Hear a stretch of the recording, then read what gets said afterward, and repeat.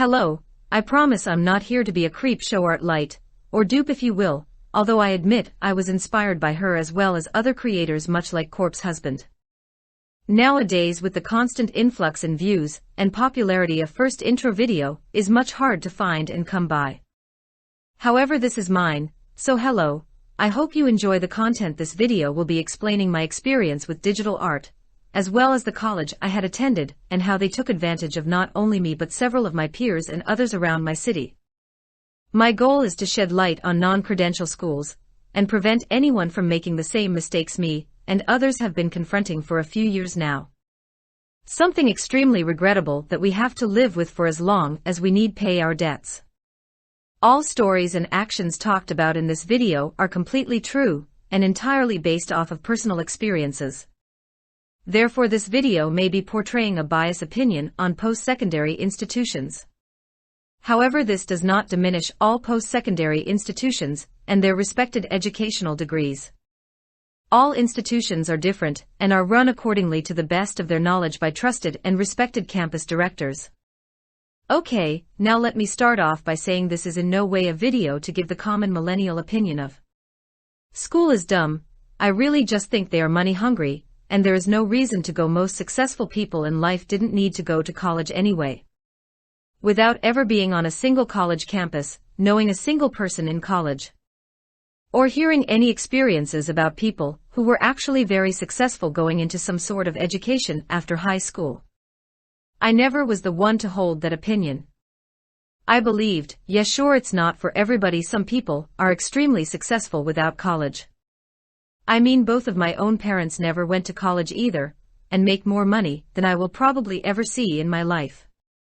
However, being where I was at in life socially, skillfully, and mentally, I thought it'd be a much better direction for me.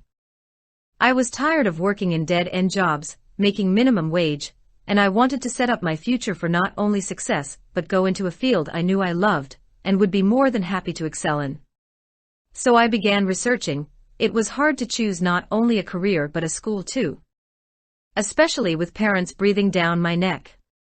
The rules of being able to live at home after 18, at the time, were to either get a job or be enrolled in school, respectfully so. I had a strong direction of what I wanted to do as a career that has always been my dream for years now. Art and/or animation. However, I had and continued to have a huge insecurity with the direct illustrations I draw. Long story short, I thought I wasn't good enough for art school to become an animator or even an illustrator. This is where graphic design came in.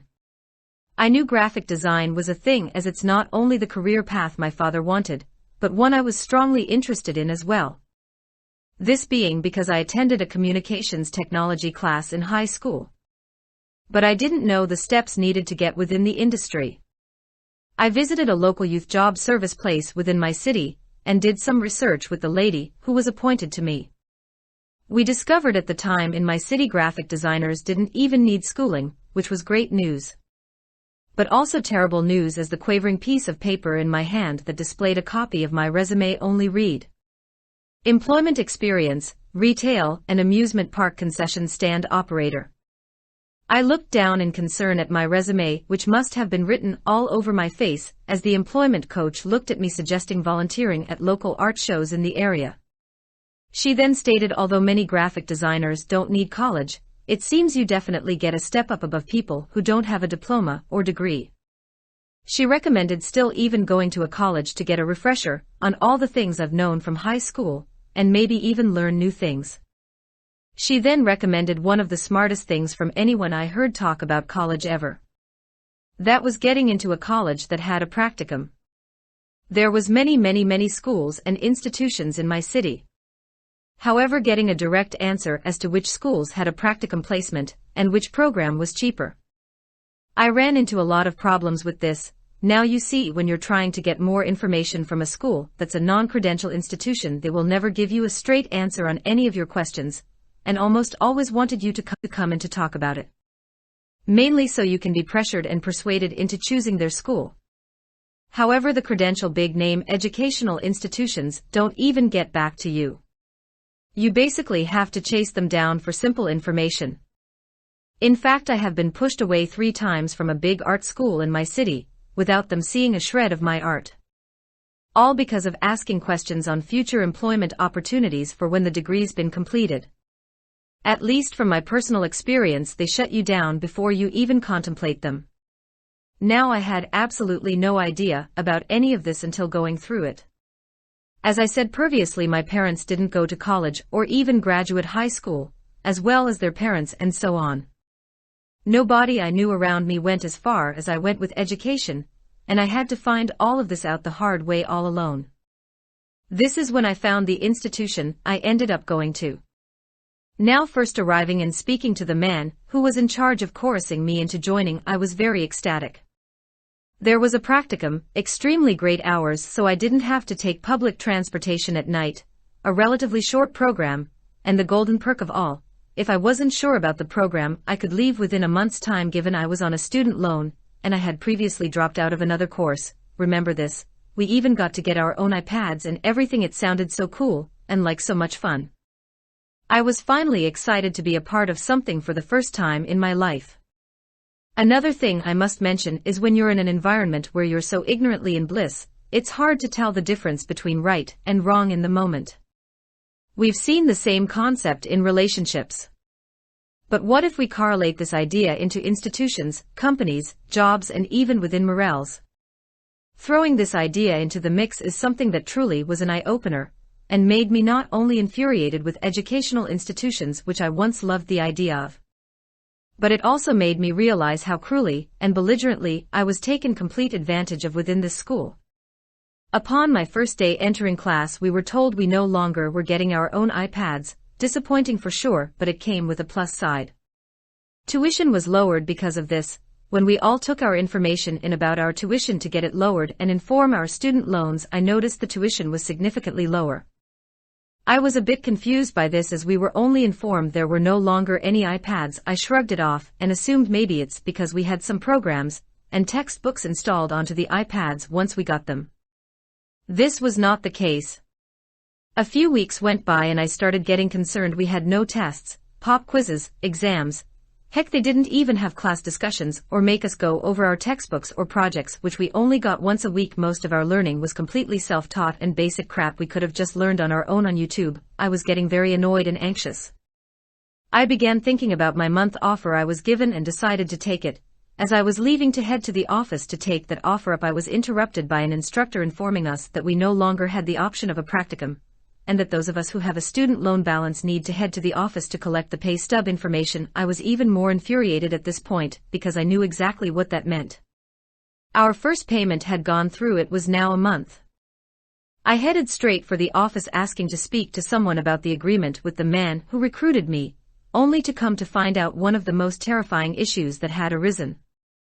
Not only did this awful man not even bother to inform anyone of this agreement, especially the financial aid of student loans, but the month had passed by 2 days. 2 days. This meant half of my student loan was already paid for, and if I still did decide that's what I wanted to do, I would be cut student loan funding for 2 years. The school refused to do anything to help me or contact student aid. I'm almost positive they could help, however they refused, as it would lose them money and a sale. I was devastated. Flash forward, I just decided to do my best and start applying for places while still in college. There was nothing I could do after all.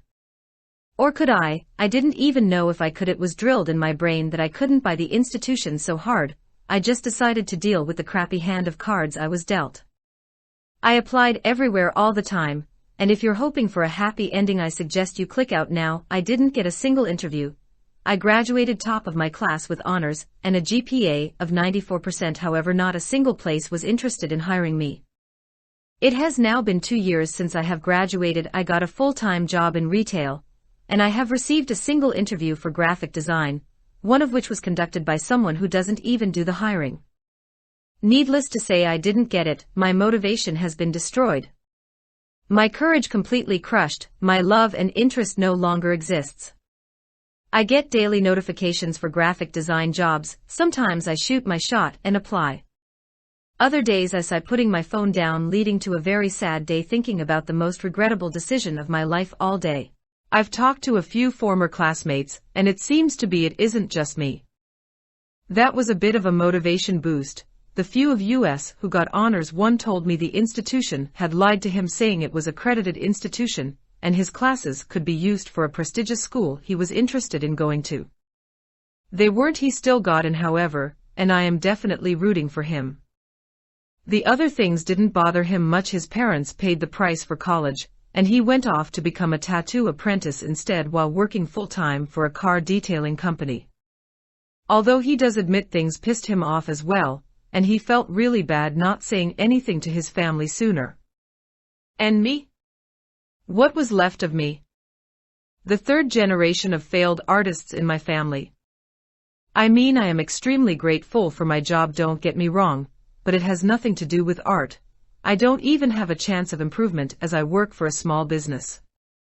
That's where YouTube comes in. I want to eventually grow a clothing line of my own, and just get my stories out there. Even if it falls flat on its face, at least I have an outlet, at least I can draw, at least I can create something, no matter how big or small. So if you've ever liked one of my art pieces or stuck around to hear my story, thank you.